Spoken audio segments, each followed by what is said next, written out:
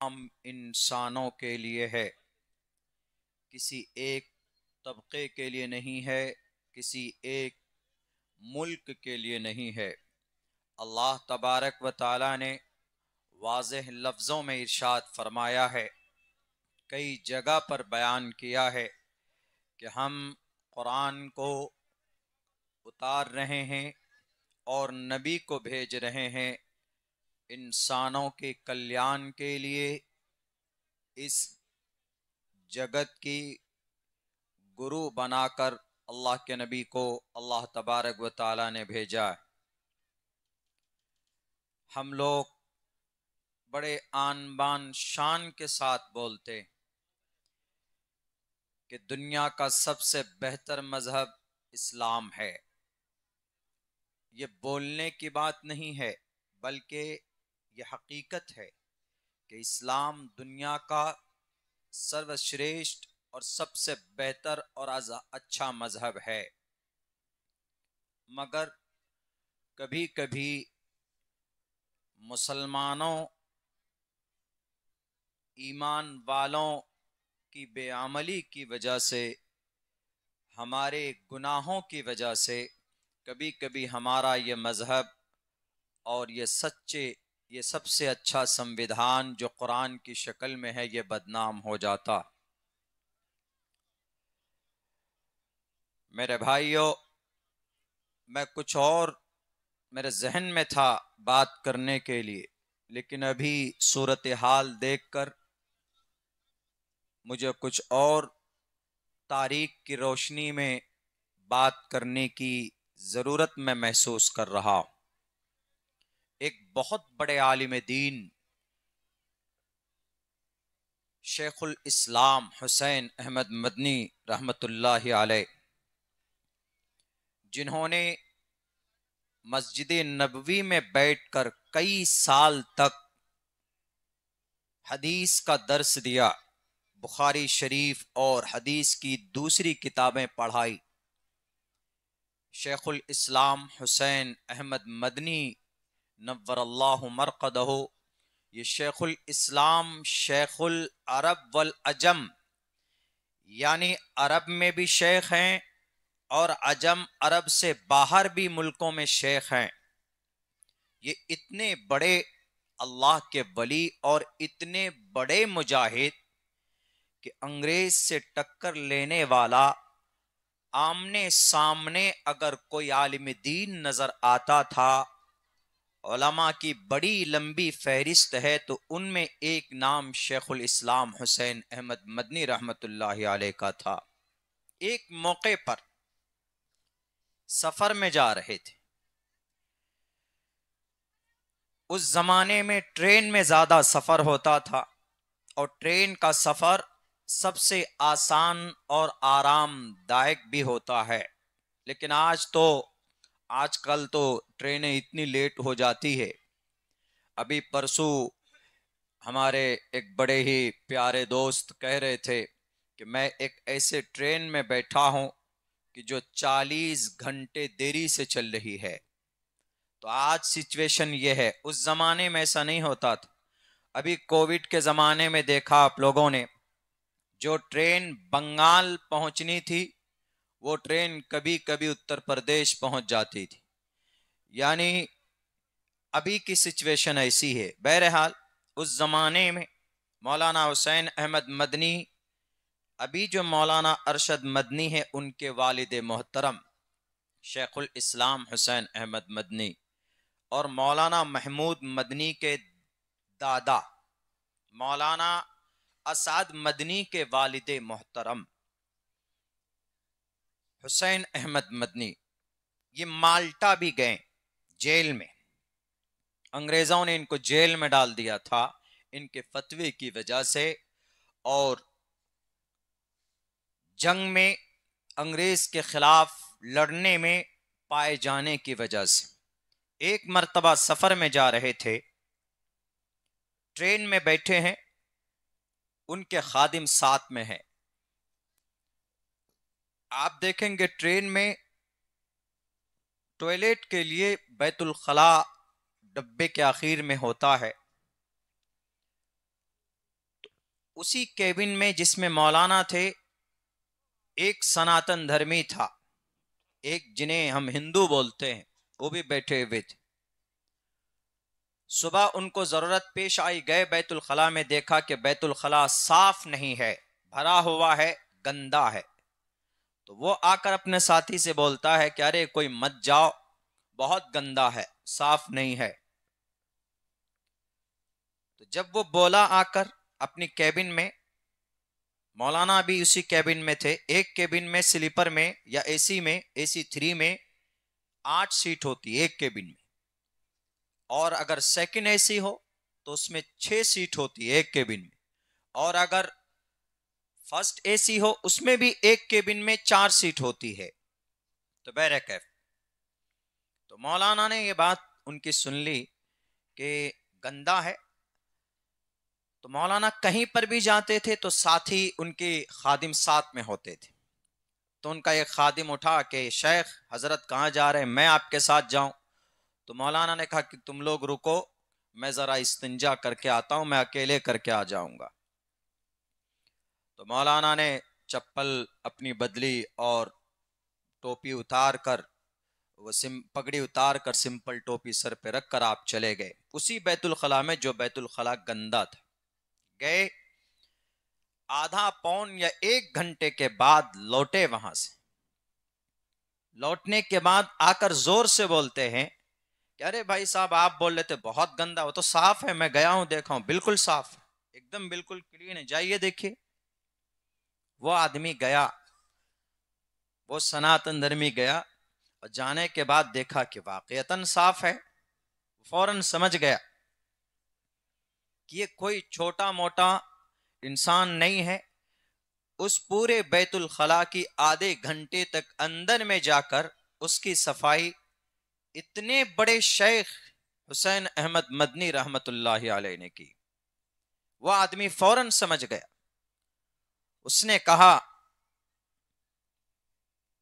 अगले स्टेशन पे ट्रेन रुकती है तो फौरन उतर कर वो शिकायत करने के लिए पहुंचता है, और वहां पर फौरन स्टेशन मास्टर से कहता है, या टीटी जो भी मिला होगा उससे कहता है कि मेरी सीट बदल दीजिए, जिस केबिन में हूं मैं वहां नहीं बैठना चाहता, मुझे दूसरी जगह चाहिए। कहा क्यों, क्या प्रॉब्लम है? उन्होंने कहा कि आज मैं आधा बदल चुका हूं। इस ट्रेन में एक बहुत बुलंद अखलाक वाला एक शेख है, एक इंसान है, वो इंसान की शक्ल में फरिश्ता है। मैं उनके कहने से नहीं बदला हूं, उनके फैल से, उनके काम से मैं आधा बदल चुका हूं। अगर आप मेरी सीट नहीं बदलेंगे तो जाते जाते जहां तक मेरा मंजिल है, जहां मुझे उतरना है, वहां जाते जाते मेरा पूरा हृदय बदल जाएगा, दिल बदल जाएगा, मैं मुसलमान बन जाऊंगा। कहा वजह क्या है, बताओ कौन है? कहा कि इस ट्रेन में एक ऐसा व्यक्ति है, ज़ईफ है, बूढ़ा है, अब शक्ल से लगता है कि बड़े ऊंचे खानदान का है, जमींदार थे मौलाना। उसके साथ 2-3 चेले हैं, खादिम हैं, उसके बावजूद भी उन्होंने ऐसा ऐसा अपने हाथों से किया है। अपने हाथों से आज कोई बाथरूम साफ नहीं कर सकता। पब्लिक, आप घर पे कर सकते हैं अपना, लेकिन बाहर अगर कोई चला जाए, पब्लिक प्लेस में बैतुल खला बना हुआ हो, टॉयलेट बना हुआ हो, तो उसको कोई गंदा देखकर नाक बंद करके भाग जाता है, साफ नहीं करेगा। लेकिन मौलाना हुसैन अहमद मदनी ने आधा घंटा खर्च करके उसको धो धो कर, पानी डालकर साफ किया। उनके इस अमल से, उनके इस अखलाक से, इस बुलंद अखलाक से, वो जो सामने गैर मोमिन, गैर मुस्लिम बैठा हुआ था, उसका दिल आधा मोमिन बन चुका था। इसलिए उसने कंप्लेन किया कि मैं अपने आप को नहीं बचा पाऊंगा, इस ट्रेन के अंदर एक बहुत बुलंद मेयार और अखलाक वाला इंसान बैठा हुआ है। ये हमारी तारीख है। जलसा किस लिए होता है? जलसा इसलिए होता है ताकि इस्लाह हो।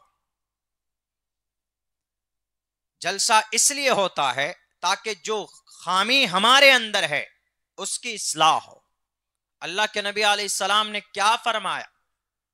क्या तुम पहलवान उसको समझते हो जो किसी सामने वाले को पछाड़ दे, उसके हाथ पैर तोड़ दे, मुकाबले में रिंग में जीत जाए वो पहलवान? गलत। पहलवान वो है सबसे बड़ा कि ऐसे वक्त में, गुस्से के वक्त में, गुस्सा आए और उस पर अमल भी कर सकता है, वो अपने गुस्से का इस्तेमाल भी कर सकता है, सामने वाले को पछाड़ भी सकता है, वो अपनी ताकत के बलबूते पर उसको इस्तेमाल भी कर सकता है। लेकिन उस इतना होने के बावजूद भी अगर वह अपने गुस्से पर काबू पा लेता है तो उससे बड़ा पहलवान दुनिया के अंदर कोई नहीं। अब प्रॉब्लम क्या है हमें पता है? हम लोग खाते हैं योगी जी की अम्मा को, हम लोग मांस खाते, मच्छी खाते। इतनी गर्मी होती है कि छोटी छोटी बात में सर फोड़ देते हैं एक दूसरे का। इन चीजों में गर्मी होती, इन चीजों के अंदर बहुत ज्यादा एनर्जी होती, इस वजह से अपने गुस्से पर कंट्रोल नहीं कर पाते। अभी जो कुछ भी हुआ ये नाकाबिले कबूल है, ये नहीं होना चाहिए। इंसान का पता नहीं है, चलते हुए आप बाइक से चलते हैं, आपकी गाड़ी पंचर हो जाती। आप चलते हैं, आज से 1.5-2 महीना पहले की बात बताऊं मैं, यही मेरे ख्याल से खड़गपुर से उस तरफ जाना था, 140 या 45 किलोमीटर की दूरी, 80 किलोमीटर की दूरी पे प्रोग्राम था मेरा। मुझे 6 बजे या 5 बजे, 6 बजे की डिपार्चर मेरी फ्लाइट थी। कहां से? एयरपोर्ट से, कलकत्ता एयरपोर्ट से। जलसे वाले से हमने कहा कि मेरा यह मसला है, हमें जाना है। उन्होंने कहा कि मौलाना आपको मैं 12 बजे फ्री कर दूंगा, आप जाइए। 12 बजे फ्री कर दिया। गाड़ी में बैठे, खड़गपुर पहुंचने से कुछ देर पहले गाड़ी हल्की सी खराब हो गई। वो गाड़ी आज भी लेके आया हूं, मुगल आजम भाई की गाड़ी है, हालांकि वो कभी खराब नहीं होती है। हो गई उस दिन, अच्छी गाड़ी है, सर्विसिंग बढ़िया है। उस दिन गाड़ी खराब हो गई, थोड़ा बहुत ठीक ठाक करके हम लोग फिर आगे चले। टाइम बिल्कुल फिक्स है, अगर हम वो गाड़ी आधा घंटा ज्यादा खराब हो जाती तो हमारी फ्लाइट छूट जाती, और वो एक ही फ्लाइट थी जो हमको आगे लखनऊ का प्रोग्राम हमको पकड़ा सकती थी। तो हम भी गुस्सा हो गए। हमने कहा कि आज ही इस गाड़ी को खराब होना था, फिर बैरकैफ थोड़ा ठीक ठाक करके पहुंचे।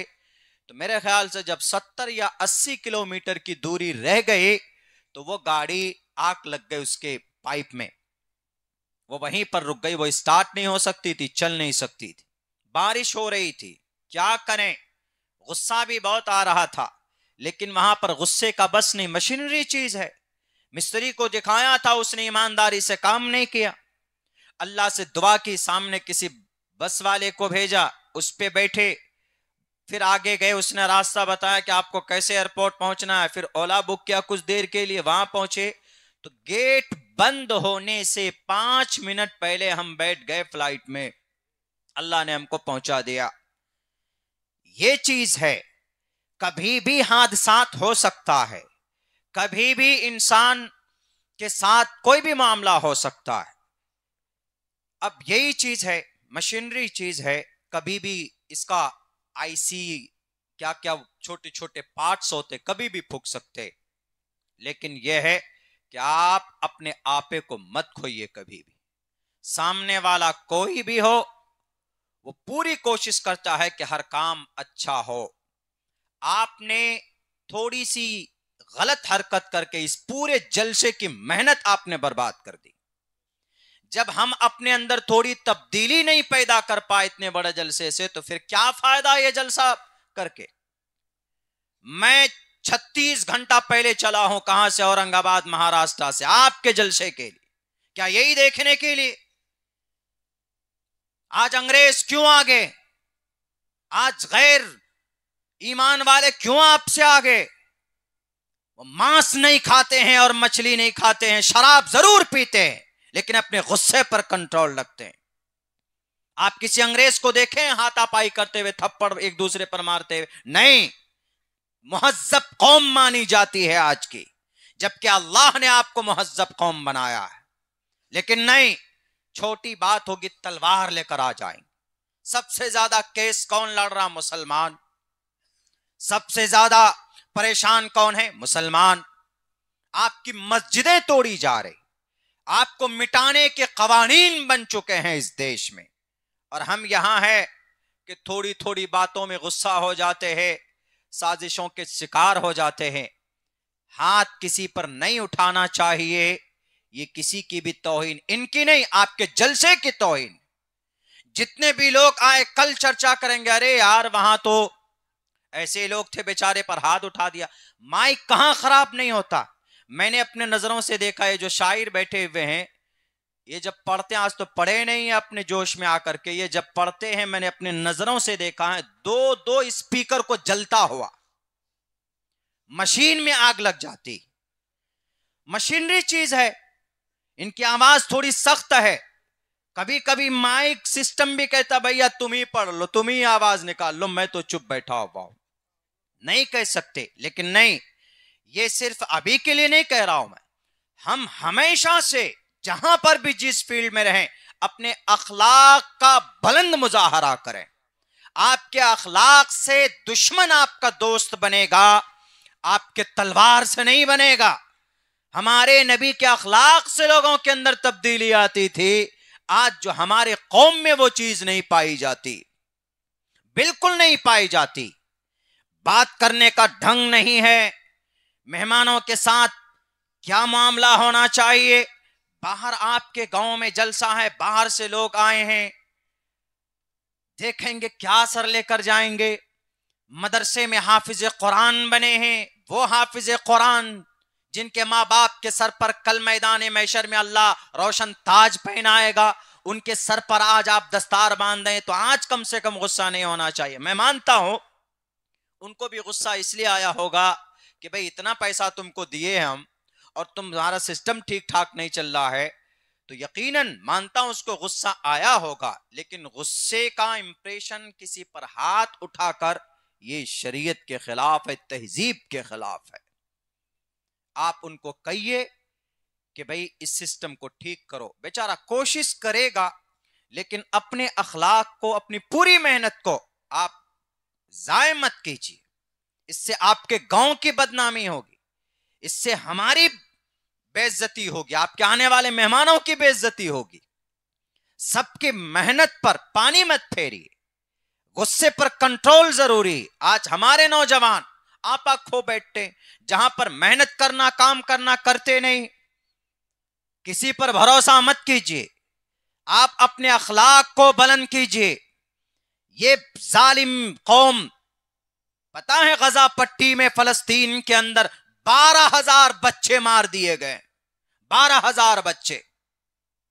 अपने आप को तहजीब याफ्ता कौम कहती, क्योंकि जाहिरन व्यवहार अच्छा है। आप किसी भी अंग्रेज से मिलिए, बात कीजिए, झगड़ा कीजिए, वो आपसे झगड़ा भी करेगा, ऐसा लगता है कि वो अपने दोस्त से आप बात कर रहे हैं। उनका अखलाक इतना बुलंद बनाया है उन्होंने, डुप्लीकेट अखलाक, लेकिन बनाया दुनिया को दिखाने के लिए। और हम मुसलमान ये हैं, अल्लाह के नबी का पैगाम क्या है? अरे अल्लाह के नबी मिलते थे सामने, eye to eye, face to face, और हंसते थे अगर किसी से मिलते थे, सलाम करते थे आमने सामने अगर पहचान होती थी, खबर खैरियत पूछते थे अल्लाह के नबी अलैहिस्सलातु वस्सलाम। और आप अपने फैल से, अल्लाह के नबी अपने व्यवहार से दुश्मन को भी अपना दोस्त बना लिया करते थे। जो मुकाबले के लिए आता था वो भी आपका दीवाना बन करके जाता था। इसीलिए हम शान से कहते हैं Islam is the best religion to the entire world. पूरी दुनिया के अंदर सबसे बेहतरीन मजहब कोई है तो इस्लाम है। क्यों? हर मैदान में एक सिस्टम है, हर जगह पर एक अल्लाह के नबी अलैहिस्सलातु वस्सलाम का तरीका मौजूद है जिंदगी गुजारने का। कहां पर क्या करना, आपको गुस्सा है तो क्या करना है, आपको खुशी हो तो आपको क्या करना है। अभी सन 2024 की शुरुआत है, मार्केट में जाइए तो मार्केट बंद। हमारे नौजवान पहले और दूसरे जनवरी को हैप्पी न्यू ईयर का लेवल लगाकर सब कुछ गायब। ये जनवरी नहीं, ये जानवरी है, जानवर ई, यानी सब के सब जानवर बन जाते। इसमें शराब पीते, अय्याशी करते। इसी जनवरी के मौके पर भी एक बहुत बड़ा उत्तर प्रदेश के अंदर हुआ, बेटी का बलात्कार हुआ, बेटी की इज्जत लूटी गई। हुआ मामला वो नवंबर में उत्तर प्रदेश में बनारस में, और बनारस हिंदू यूनिवर्सिटी BHU में एक IIT की तालिबा छात्रा पढ़ने जाती थी, अपने हॉस्टल में थी। दो शराबी आए, दो गुंडे आए, एक पार्टी के, बड़ी पार्टी, ये प्राइम मिनिस्टर साहब के इलाके में बनारस यूनिवर्सिटी, बनारस का MP कौन? बनारस का MP हमारे प्रधानमंत्री नरेंद्र मोदी जी। उनके इलाके में सबसे सुरक्षित जगह जहां जानवरों को इंसान बनाया जाता है, यूनिवर्सिटी के बीच में वो तीन शराबी घुसते हैं और फिर एक लड़की का मुंह पकड़कर उसको दीवार के पीछे लेकर जाते हैं और फिर उनके साथ बलात्कार करते। वो चले जाते वहां से और बंदूक के कनपट्टी में सटाकर धमकाते हैं कि अगर तुमने किसी को बताया तो तुम्हें जान से मार दूंगा। और वह प्रचार प्रसार करते। क्या अगले दिन से प्रचार शुरू हो जाता है। 1 नवंबर का मामला अभी तूल पकड़ा है, अभी जाकर, और ये बलात्कार करके ये बलात्कारी चले गए नारा लगाने। कहां? मध्य प्रदेश में कि बेटी बचाओ बेटी पढ़ाओ, नारा भी लगा रहे ये तीनों, वहां जाकर कंपेनिंग कर रहे हैं। और नहीं मालूम दुनिया को कि ये जानवर हैं, ये बेटियों की इज्जत लूट करके आए। और सबसे मुनज्जम और सबसे मजबूत तालीमी एतबार से भारत के अंदर हिंदू भाइयों की नजर में हिंदू बनारस यूनिवर्सिटी मानी जाती। जैसे मुसलमानों के एतबार से मुस्लिम अलीगढ़ यूनिवर्सिटी है, तो ऐसे ही बनारस के अंदर बनारस हिंदू यूनिवर्सिटी मानी जाती। उस कैंपस में घुसकर तब उस लड़की ने भाग कर जाकर वहां के किसी चांसलर या किसी प्रोफेसर के घर पे उसके दरवाजे पर खटखटा करके कहा कि मेरी इज्जत बचा ली, मेरी जान बचा लीजिए, मेरी इज्जत तो जा चुकी, मेरी जान बचा लीजिए। नौजवानों, अल्लाह ने जवानी इसलिए नहीं दी, कुर्सी इख्तिदार पर बैठने वाले प्राइम मिनिस्टर साहब, आपको अगर यकीनन बेटियों से प्यार है, अगर बेटियों से मोहब्बत है, तो आप इन तीनों नालायकों को कैफरे किरदार तक पहुंचाओ।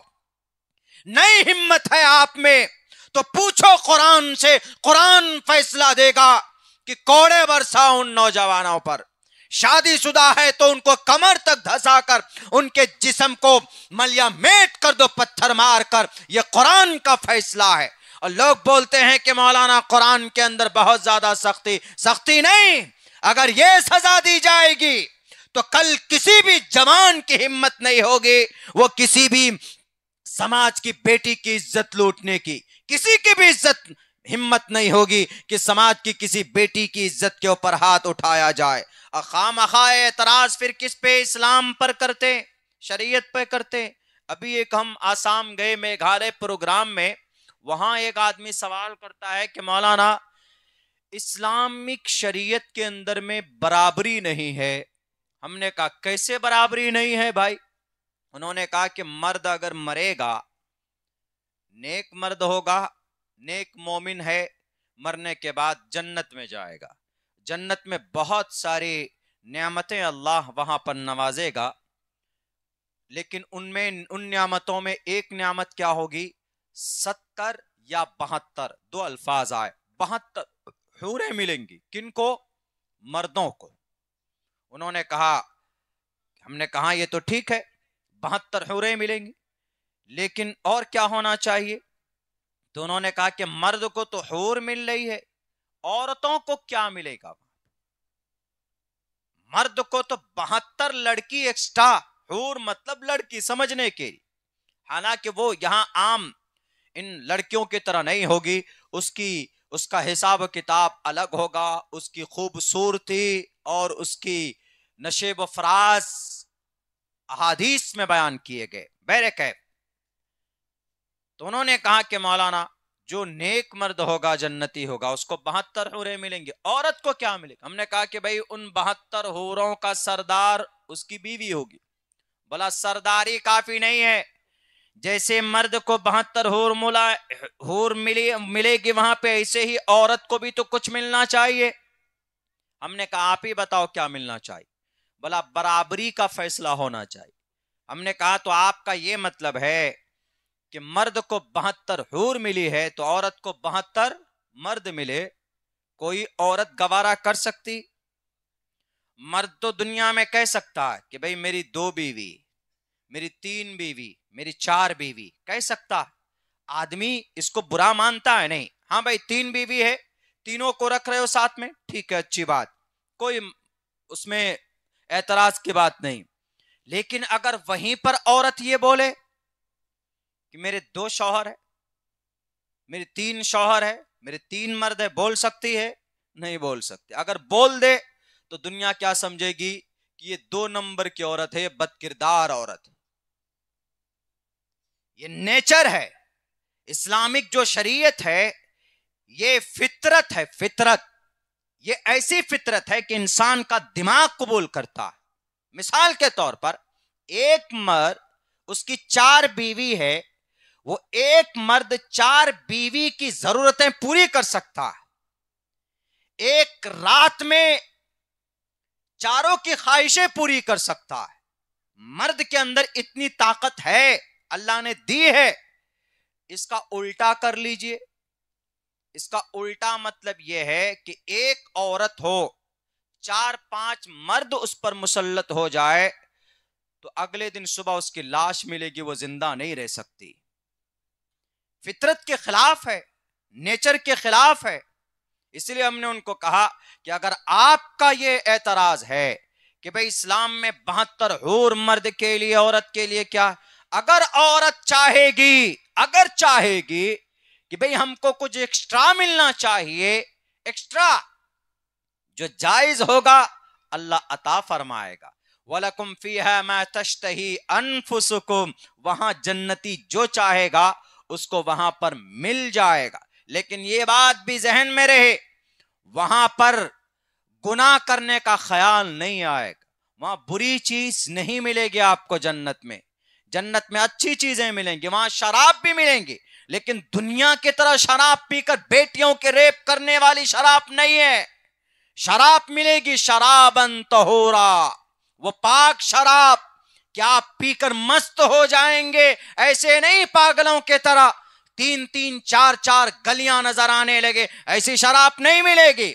शराबन तहूरा, पाक व साफ शराब। अभी जो न्यू ईयर के ऊपर हमारे नौजवान वाइन खरीद कर लाते हैं, चिकन लेकर आते हैं, क्यों? Happy new year, happy new year. एक लड़के से पूछा, चलो बहुत ही हैप्पी न्यू ईयर मना रहे हो, हमारे नबी के दादा का असल नाम बता दो। बोलता दादा का नाम अब्दुल मुत्तलिब। हमने कहा वाह, बड़े शान है तुम्हारे, अब्दुल मुत्तलिब हमारे नबी के दादा का। हमारे नबी के दादा का असल नाम अब्दुल मुत्तलिब नहीं है। हमारे नौजवानों को क्या, हमारे बहुत सारे मुसलमानों को पता नहीं। अगर पता नहीं है तो हमें इस पर पता करना चाहिए हमारे नबी के दादा का नाम क्या है। हमारे नबी के दादा का नाम असल में है शैबा। शैबा एक हिस्ट्री है, एक इतिहास है कि अल्लाह के नबी अलैहिस्सलातु वस्सलाम के जो दादा हैं, इनके अब्बा आपके दादा का अब्बा जो हाशिम थे, ये मदीना गए। वहां शादी करने के बाद जब आने लगे, रास्ते में इंतकाल हो गया और वहां पर कुछ दिन रहे। वहां पर एक बच्चे का जन्म होता है जिनका नाम शैबा रखा। बाल सफेद थे सर के, सफेद बाल को अरबी में शैबा बोलते हैं, तो उसी को शैबा रखा। लेकिन हाशिम के 2-3 भाई मक्का में थे, तो इसका जो छोटा भाई था जिनका नाम असल में मुत्तलिब था, इन्होंने कहा कि अरे मेरा भाई जो हाशिम मक्का मदीना गया, इंतकाल हो गया, लेकिन वहां उसका एक बेटा है। तो भतीजा चचा भतीजे को लेने पहुंच गए और वहां से अपने ऊंट में बिठाकर जब ला रहे थे, तो मक्का वाले बोलते थे कि अरे ये तो गुलाम लेकर आया, और अरबी में गुलाम को अब्द बोलते हैं। चूंकि अब मुत्तलिब उनका नाम था, चचा का नाम जो लेकर आ रहे थे, तो सब लोग बोलने लगे अब्दुल मुत्तलिब, यानी मुत्तलिब का गुलाम। उसी दिन से अल्लाह के नबी का चचा का नाम, अल्लाह के नबी के दादा का नाम अब्दुल मुत्तलिब पड़ा, वरना रियल नाम, असल नाम अल्लाह के नबी के दादा का शैबतुल हम्द था। ये रियल नाम है अल्लाह के नबी का। हमारे नौजवानों को नहीं मालूम, बस न्यू ईयर कब मनाते, फौरन बोल देंगे 1 जनवरी को हैप्पी न्यू ईयर मनाते हैं। उससे पहले क्रिसमस डे मनाया। क्रिसमस डे हमारे नौजवानों ने, ये शरीयत के खिलाफ काम। मेरे नौजवानों, बस इतना कहूंगा, वक्त चूंकि बहुत हो चुका है, तकरीर का ये वक्त नहीं है। आप वक्त से जब ज्यादा लिमिट में चले जाते हैं तो फिर देखिए कैसे शैतान गुस्सा करता है, फिर लड़ाता है आप लोगों को आपस में। मैं इस बात का कायल नहीं हूं। मैं तो ये कहता हूं कि आप ज्यादा से ज्यादा प्रोग्राम कीजिए, रात को 1 या 1:30 या 2 बजे तक दुआ करा दीजिए, क्योंकि नींद ऐसी चीज है कि गुस्से पर भी काबू पा सकते, लेकिन नींद पर काबू नहीं पा सकते। और जब नींद ऊंग में बदल जाए तो सड़कों पर आप चल रहे हैं तो आपके फिर एक्सीडेंट होने लग जाते। तो बहरकैफ मैं आप लोगों से यही कहूंगा कि आपको इस दुनिया में कोई आपको बुलंद बाला बनाने के लिए नहीं आएगा। आपको खुद अपने अंदर तब्दीली करनी, खुद अपने अंदर सुधार पैदा करना। जिस भाई से ये गलती हुई वो आइंदा मुहासबा करे। नया साल है, मुहासबा करने का वक्त है कि हमने पिछले 1 साल में क्या कमाया, क्या खोया, हमने कितनी तरक्की की, हम नेकियों में कितने आगे थे, कितने पीछे बढ़े। हमें इस पर मुहासबा करने की जरूरत है, वरना ऐसी ऐसी कवानीन बनाए जा रहे हैं आपके मुल्क में, आप जेल में ठूंस दिए जाओगे। कल हैदराबाद में था, मेरी 11:30 बजे की फ्लाइट हैदराबाद से कलकत्ता के लिए थी। पूरा हैदराबाद शहर के अंदर गाड़ी लाइनों में लगी हुई है, एक एक पेट्रोल पंप में। मालूम नहीं था, पूछा ऐसा क्यों हुआ, उन्होंने कहा कि काला कानून आ गया इस देश में, ड्राइवरों के लिए ये कानून मौत है। वो कानून नया क्या आया है, हिट एंड रन, यानी अगर आपने एक्सीडेंट किया किसी का, आप भाग गए, आपको पता चला, आपके बारे में पता चला बाद में लोगों को कि फलां ने एक्सीडेंट कराया, आपके ऊपर केस बुक होगा, आपको 10 साल की सजा होगी, जेल में रहेंगे और 7 लाख रुपए का जुर्माना आपको देना होगा। यानी आप ड्राइवर है, आपकी पर्सनल गाड़ी है तो बेचकर जुर्माना भरिए और सजा भी 10 साल की। ये देश के अंदर ड्राइवरों के लिए, इसीलिए ड्राइवरों ने हड़ताल कर दिया और फिर पेट्रोल पंप भी जगह जगह पर बंद कर दिए गए।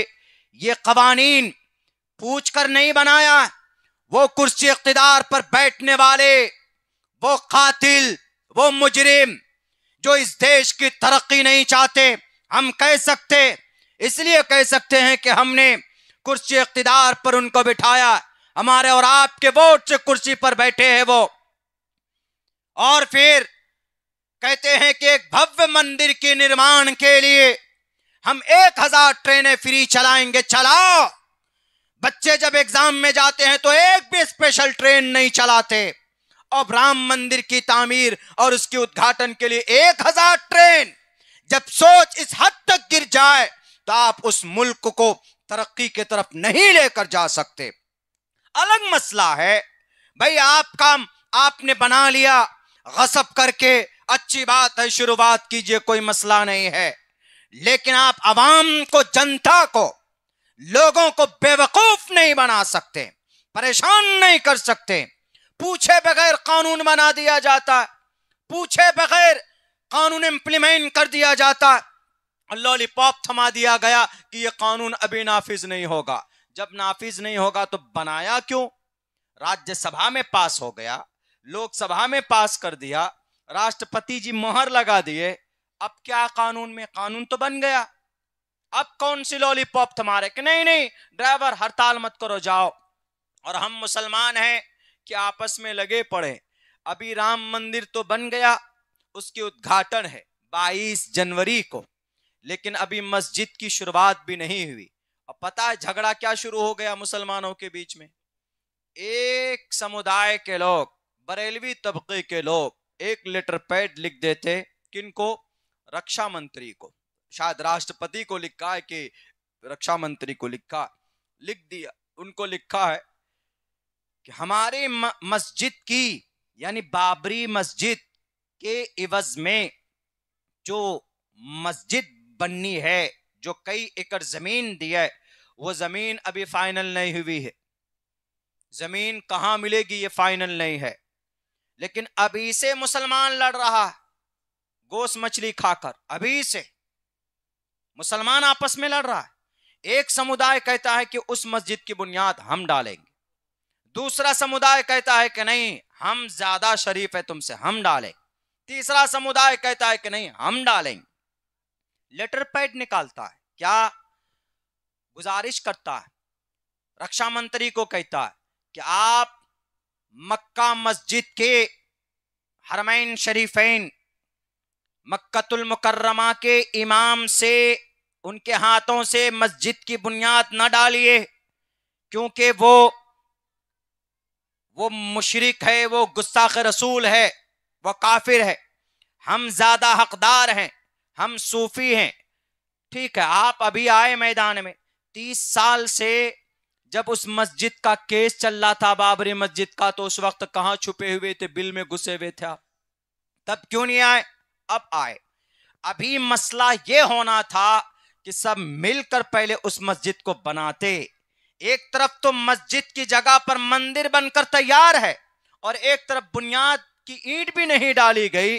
अभी से इंतशार शुरू। सबसे बड़ी जिल्लत की वजह शेखुल हिंद रहमतुल्लाहि अलैह ने, जो जेल में थे, माल्टा के जेल में, उन्होंने जेल में जाकर जब आए बाहर, तो दारुल देवबंद के किसी सहन में बैठकर उन्होंने यह भाषण दिया था, बल्कि वहां के प्रोग्राम में उन्होंने स्पीच दी थी और कहा था कि मैं कैद में था, लेकिन कैद में जाने के बाद मैंने गौर व फिक्र किया, मुझे मुसलमानों की जलील होने की 2 कारण सामने मेरे नजर के सामने आए। एक तो एक कि मुसलमान कुरान से दूर, दूसरी ये कि मुसलमान आपस में लड़ता है, आपस में झगड़ता है। देख लीजिए, बेटी मुर्तद हुई, आलिमा बेटी मुर्तद हो गई, काफिर बन गई, मुशरिक बन गई। आलिमा पढ़ी लिखी लड़की, उस पर कोई लेटर पैड नहीं निकाला इन बहरूपियों ने, इन नालायकों ने, इन शिद्दत पसंदों ने, कि बेटी मुर्तद हो गई। आलिमा बेटी जो मदरसे में पढ़ रही थी, उनके ऊपर कोई लेटर पैड नहीं निकाला। लेकिन अभी मस्जिद बनी नहीं। जिनके 33 करोड़ खुदा है वो मंदिर बना चुके, तुम्हारा एक खुदा है तो एक मस्जिद नहीं बनी। तुमसे लड़ने पे तुले हुए। यही वजह है कि अल्लाह की मदद नहीं आ रही। गजा में 12,000 बच्चे मार दिए गए, 35,000 जवान और बूढ़ों की लाशें बिछा दी गई। गजा पट्टी पर डेली बम बरसाया जाता, 40 अरब टन बारूद गिराया जा चुका है गजा पट्टी पर। इसराइल के जरिए से किसी की जुबान नहीं खोलते, अल्लाह की मदद नहीं आती। क्यों नहीं आती? हमारे और आपके आमाले बद की वजह से। क्या दुनिया के अंदर मुस्लिम कौम ताकतवर नहीं? पेट्रोल मुसलमानों के पास, डीजल मुसलमानों के पास, गैस मुसलमानों के पास, सोना चांदी मुसलमानों के पास, सब कुछ मुसलमानों के पास, उसके बावजूद भी अंग्रेज गैस किससे खरीदते, पेट्रोल डीजल किससे खरीदते, मुसलमानों से खरीदते। लेकिन फिर भी मुसलमानों को गुलाम बना लिया है इन लोगों ने, और मुसलमान इनके पीछे पीछे इन यहूदी, इन इसराइली और इन मुशरिक, इन खुराफाती इंसानों के पीछे। मेरे भाइयों, बस इतना कहूंगा, आपके इस स्टेज से एक पैगाम देने की कोशिश कर रहा हूं कि अपने अखलाक को बुलंद कीजिए, अपने आप को जलील मत कीजिए, आने वाले मेहमान का सम्मान कीजिए। अल्लाह के नबी की हदीस भी है, मन काना युमिनु बिल्लाहि वल यौमिल आखिर फल्युक्रिम ज़ैफा।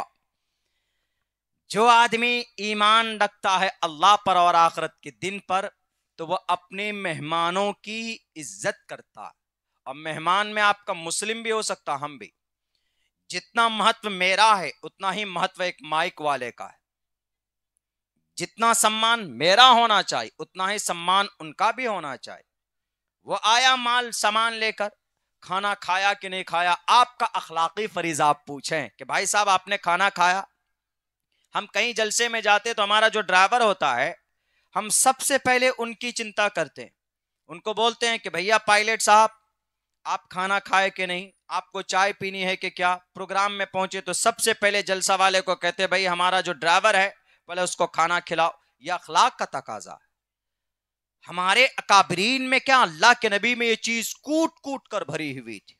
कोई मेहमान आया बाहर से, उनका एहतराम करते थे। उनसे कोई चूक हो जाए, गलती हो जाए, यकीनन गुस्सा आता है, आपको भी आता है, हमें भी आता है, लेकिन उसी गुस्से पर कंट्रोल करना, इसी पर तो अल्लाह अज्र देता है, इसी पर अज्र देता।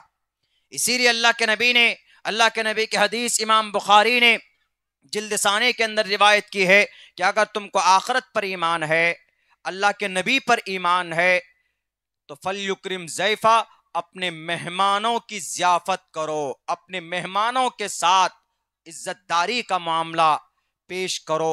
ये चीज़ें अल्लाह के नबी अलैहिस्सलातु वस्सलाम और साथ में सहाबाए कराम ने पूरी ईमानदारी के साथ निभा करके दिखाया है। मेरे भाइयों, ऐसा नहीं होना चाहिए कि अगर कोई आदमी आया है, उससे कोई चूक और गलती हो जाए, एक अदना से मशीन के ऊपर आपने उनको थप्पड़ मार दिया। उनका एक सेल्फ रिस्पेक्ट है, आप उनको नहीं मार सकते। वो कानूनी अगर कोई कार्रवाई करना चाहे तो उसको अधिकार है, वो कर सकता है। आप मान हानि, किसी की इज्जत और किसी को डेमोरलाइज नहीं कर सकते, किसी को भी नहीं कर सकते, आप कहीं पर भी नहीं कर सकते। अभी तो इस देश का मामला उल्टा पुल्टा, एक तो नफरत की बादलें वैसे डालने की कोशिश की जा रही, तुम हिंदू तुम मुसलमान, हिंदू मुसलमानों का बड़ा इस नफरत की बातें फैला दी गई। हम इस हिंदू मुसलमान नफरती दीवार को सिर्फ मोहब्बत से तोड़ सकते, और कोई रास्ता नहीं। हमारे पास है कुछ नहीं, जितने भी अगियार के पास, बड़ी बड़ी यूनिवर्सिटी अगियार के पास, हमारे पास क्या? हमारे बच्चियां क्यों मुर्तद हो रही, स्कूल कॉलेजेस में पढ़ते, हमारे पास स्कूल कॉलेज नहीं। क्यों? हमने सिर्फ गोश्त खाया, हमने सिर्फ मच्छी खाया, योगी जी की अम्मा को जिबा कर दिया, गाय माता को काट के खाया। कभी नहीं सोचा कि हमको बड़ी यूनिवर्सिटी बनानी, कभी नहीं सोचा कि हमको कोई मदरसा आलीशान बनाना। पूछिए आपके इस मदरसे के मोहतमिम साहब से, पूछिए कितना बेचारा मेहनत करते हैं तब जाकर एक मदरसा चलता, और सोचते हैं कि ये मदरसा है, मोहतमिम साहब चंदा करते हैं। अगर आलिम मदरसा ना हो तो गांव मुर्तद हो जाएगा, कई खुदा की इबादत करने लग जाएंगे, आप मुशरिक बन जाएंगे, काफिर बन जाएंगे। जो धार्मिक है, जरूरी है, उनको चलाने के लिए हमारे उलमा कितनी मेहनत करते। हमारे पास कुछ नहीं, तब भी हम सीना तान कर चलते। बड़ी बड़े बिजनेस, बड़े बड़े कारोबार में हमारे लोग नहीं, हमारे बरादराने वतन है, और हम अपने आप को तुर्रम खां समझते नहीं। मेरे भाइयों, मेरे मुसलमानों, अगर कामयाबी चाहते हो, गुमराही से बचना चाहते हो, तो कुरान को और हदीस को मजबूती के साथ पकड़ो। जहां पर मदरसा है, जहां पर मकतब है, कुरान की तालीम होती है, उसको मजबूती के साथ आगे बढ़ाइए। आप ज्यादा नहीं, मदरसे की तामीर और तरक्की के लिए ज्यादा नहीं मांगा जाएगा। आइंदा के लिए एक तरतीब बनाई। आपके पूरे गांव में अगर 300 घर है तो हर घर से 100 रुपए भी अगर आप पेश करेंगे तो 10, 15, 20 हजार रुपए महीना जमा हो जाएगा। हमारे जो असातिज़ा जो चंदा करते, उनका टेंशन खत्म हो जाए। 11 अरब से बनाना वो मंदिर कुछ ही साल में बनकर तैयार। अभी हमारे मस्जिद को बनाने के लिए 1 करोड़ भी पैसा जमा नहीं हुआ। चंदा करेंगे लोग, तब जाकर वो मस्जिद की काम को शुरू करेंगे। बातिल ताकत तो है ही आपको मिटाने के लिए, खत्म करने के लिए, लेकिन हमारे अंदर भी वो जुस्तजू, वो मोहब्बत और वो शौक नहीं है। हमारे नौजवान कारोबार नहीं करना चाहते, नबी के तरीके को अपनाना नहीं चाहते। पैसा हो जाए मोबाइल खरीदेंगे, 50,000 रुपया हो जाए। सबसे ज्यादा बेहतर वीडियो कौन से मोबाइल से शूट होता है, या सबसे बेटर किस मोबाइल के अंदर सेल्फी अच्छी आती, वही समझते हैं, वही खरीदते। हमारे जवान इसमें परेशान, कुछ नहीं बनाते। फेसबुक पे पेज जरूर बनाते, कुछ नहीं बनाते। व्हाट्सएप में ग्रुप जरूर बनाते और फिर पूरे दिन ग्रुप बाजी करेंगे। हैप्पी न्यू ईयर मनाएंगे, सेल्फी लेकर भेज देंगे, ये देखो मैंने मटन बनाया, लो खा लो, तुम्हारी दावत। वो भी देखकर मुंह में पानी आ जाता, वो भी कहता लो भैया दावत पूरी हो गई। ऐसा जमाना चल पड़ा है। जमीन पर उतरकर काम करने की जरूरत है। जमीन पर उतरकर, बहुत हैं तकरीर करने वाले, बहुत हैं स्पीचेस देने वाले, लेकिन जमीन पर गांव लेवल पर उतरकर काम करने की जरूरत है। रिफाही काम की जरूरत। आपके इसी गांव में अगर 5 बच्चियां हैं, गरीब है, उसका बाप शादी कराना चाहता लेकिन पैसे नहीं, कैसे होगी शादी बताइए? अल्लाह आएगा जमीन पर, जिब्राइल आएंगे नहीं। अखलाकी फरीजा है कि चंदा जमा करके एक सोसाइटी बनाकर पूरे गांव में आप उस गरीब बच्चियों की शादी कराइए। एक बूढ़ा आदमी है, एक बूढ़ी औरत है, उनका कमाने वाला कोई नहीं है, मिसाल के तौर पर आप ही के गांव में है, उसको 10,000 रुपए की ट्रीटमेंट की जरूरत है, इलाज की जरूरत, कहां जाएगी? वो मांगने जाएगी क्या? नहीं। आपके गांव में सोसाइटी होना चाहिए, आपके गांव के अंदर में लोगों की एक जमात होनी चाहिए ताकि उसकी मदद की जाए। मैं शरीयत की रोशनी में बोल रहा हूं। अल्लाह के नबी ने यह तंजीम बनाई थी, अल्लाह के नबी ने यह सोसाइटी बनाई थी, और यह सोसाइटी, ये तंजीमें हमारे भारत के अंदर, अखियार के अंदर मौजूद। यहूदी इतने ताकतवर ऐसे नहीं बने, 18 तंजीमें काम करती। अगर एक यहूदी को अगर जर्रा बराबर एक कतरा खून बहे तो सारी तंजीमें एक प्लेटफॉर्म पर खड़े होकर उनके हाल पूछने के लिए तैयार रहती। हम लड़ते, मरते हैं, मार दिए जाते, कोई पूछने के लिए नहीं आता है। अभी कुछ दिनों, 1.5 हफ्ता पहले सीवान बिहार की धरती में एक बाप अपने बेटे को लेकर जाता, छोटा बेटा है, हाथ पकड़कर चल रहा, सामने से आते हैं नालायक, हराम खोर, वो डाकू, वो कातिल, वो गोली मारते हैं। बच्चे के सामने बाप के सीने में गोली दाग दिया जाता है। और जुल्म तो यह कि अभी तक पकड़ा नहीं गया, पकड़ते नहीं हैं उनको। और तकरीरें करने वाले करते हैं कि इंसाफ मिलना चाहिए, इंसाफ मिलना चाहिए। तकरीर की जरूरत नहीं, कार्रवाई की जरूरत। केस बुक होना चाहिए। वो जो बेवा हुई है, उसकी बीवी, बच्चे यतीम हुए, उसके घर तक पहुंचिए, उनको फंड कीजिए। उनको लगे कि अगर मेरा शौहर मर जाए तो हमारी कौम पीछे खड़ी हुई है, कोई नहीं आता। भारत के अंदर राजस्थान में एक शख्स को मारा गया, कत्ल किया गया, उसका नालायकों ने कत्ल किया। हराम खोर थे वो, शराबी थे, कबाबी थे, कौन थे? कहा गया कि माइंड उनका हाथ था मुसलमानों के जरिए से, लेकिन पता है 50 लाख रुपए चंदा करके उनकी मदद की गई। उस राजस्थान में मुसलमान मार दिया जाए मॉब लिंचिंग हो गया, 50 रुपए तक उनके घर पे नहीं पहुंचा पाते हम लोग। मेरे भाइयों, आलमी सतह की बातें हो रही है, शायद आपके जहन में ना उतरे इसलिए कि हिंदी शायद कम समझते, लेकिन बहरे कैफ एक दर्द है जो बयान कर रहा हूं। पूरे भारत में जाना होता है, स्थिति देखकर, हालत देखकर बहुत ज्यादा तकलीफ होती है कि फ्यूचर में, मुस्तकबिल में इस कौम के साथ क्या होगा। इसीलिए हम हर जलसे में कहते हैं कि कुरान से रिश्ता मजबूत कीजिए, मदरसों को तामीर कीजिए, तालीमी इदारे बनाइए, और आने वाली जो आपकी नस्ल है, जो छोटे छोटे बच्चे हैं, आंख बंद करके उन बच्चों को पढ़ाइए बस, और कुछ मत कीजिए। वो बच्चा आपका तालीम याफ्ता हो गया तो दुनिया के अंदर इंशाअल्लाह वो तरक्की के मनाजिल जरूर तय करेगा। बस एक ही रास्ता है, तीर तलवार लेकर लड़ने की जरूरत नहीं है। अपने बच्चों को बस पढ़ा दीजिए, तालीम याफ्ता बना दीजिएगा, तो कभी अगर इस तरह का मामला आएगा, गुस्सा आएगा, तो पढ़ा लिखा होगा तो जल्दी किसी पर हाथ भी नहीं उठाएगा। समाज भी तरक्की करेगी, वो बच्चे की जिंदगी के अंदर प्रोग्रेस करेगा और इलाके के अंदर तरक्की होगी, तो इंशाअल्लाह तबारक व तआला कभी भी जिल्लत और रुसवाई की जिंदगी नहीं गुजारनी पड़ेगी। ये लंबे वक्त की बात नहीं है, मेरे ख्याल से वक्त काफ़ी हो चुका है, 3 बज चुके हैं, लोग सो रहे हैं, देखे सर नीचे ऐसे करके एकदम जा चुके हैं।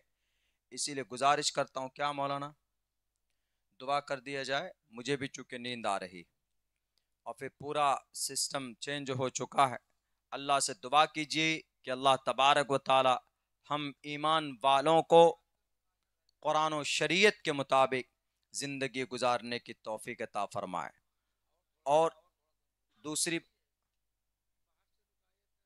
नहीं तो हम आपके हिसाब से नहीं कर सकते जलसा, हमारे सिस्टम में 5 घंटे लगेंगे जाने में, हमको वहां ट्रेन पकड़ने में।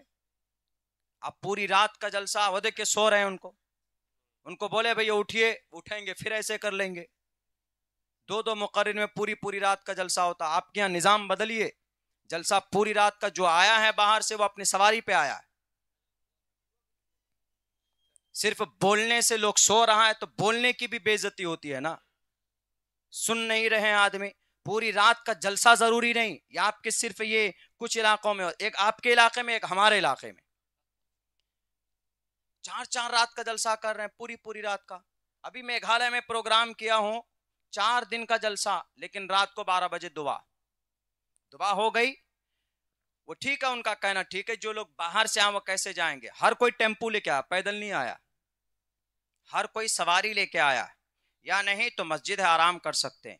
लेकिन लोग सो रहे हैं, वो देखिए वहां पर भी बैठ के ऐसे सो रहा है, ऐसे करके, बताइए, उनके सामने बात करके बात की तौहीन है, बेइज्जती। इसीलिए बड़ा लंबा सफर हमें भी तय करना है, हम लोगों पर भी रहम कीजिए कि भाई ये पूरी पूरी रात का जलसा करना है तो फिर 3-3, 4-4 मुकर्रिर को बुलाइए, उसके बाद फिर तकरीर कीजिए, बीच में वक्फा करके चाय पिला दीजिए, सब फ्रेश हो जाएंगे, फिर दोबारा बैठेंगे।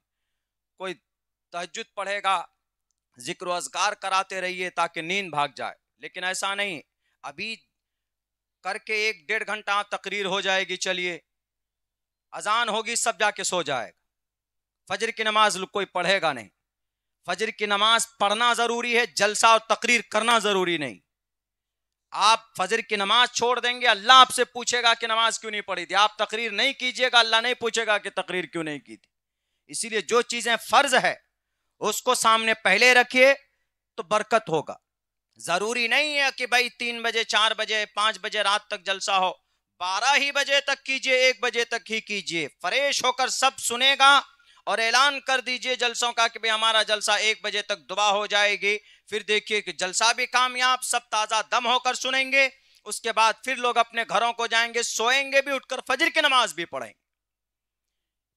ये निजाम बनाइए। ये अच्छा निजाम मैं इसलिए बता रहा हूं कि ये मेरा तजुर्बा है, इससे जलसा कामयाब होता है। वो बस 2 बजे के बाद चल रहा है, कुछ ही लोग बैठे हुए हैं, कोई उधर सो रहा है, कोई उधर जाके चाय पी रहा है, इससे बोलने की, तकरीर की, कुरान और हदीस की तो